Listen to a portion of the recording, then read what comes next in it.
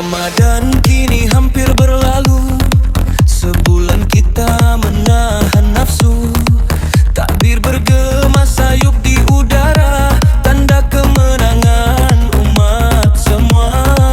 Senja terakhir penuh makna, doa dipanjat penuh rasa. Syukur pada Yang Maha Esa, dipanjangkan usia bertemu layak. Bangku pelita mula dinyalakan, wangi rendang dari dapur halaman. Takbir raya makin berkumandang, hati berbunga penuh kegembiraan. Malam raya, malam bahagia, takbir bergema di seluruh desa. Maaf dipinta sesama kita, tanda kasih sesama manusia.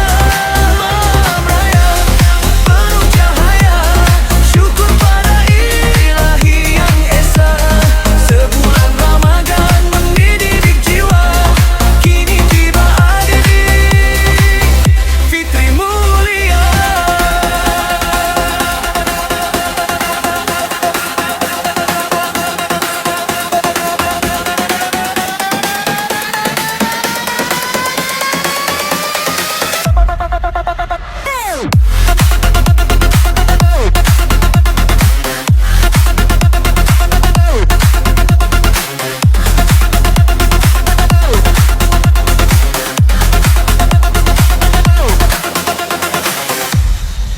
Baju raya siap digosok, kuih raya tersusun elok.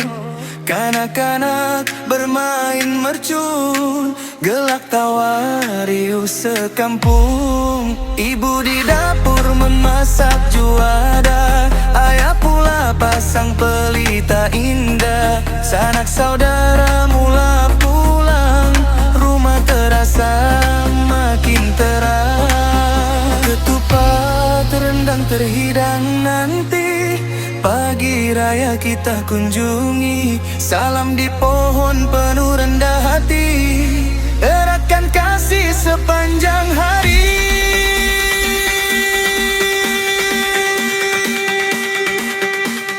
Malam raya, malam bahagia, takbir bergema di seluruh desa. Maaf dipinta sesama kita, tanda kasih sesama manusia. Malam raya penuh cahaya, syukur pada Ilahi Yang Esa. Sebulan Ramadan mendidik jiwa, selamat Hari Raya Aidil Fitri semua.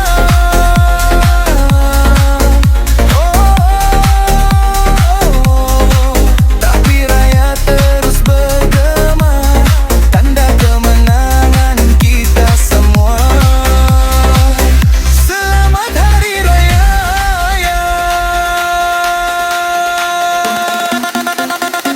Maaf zahir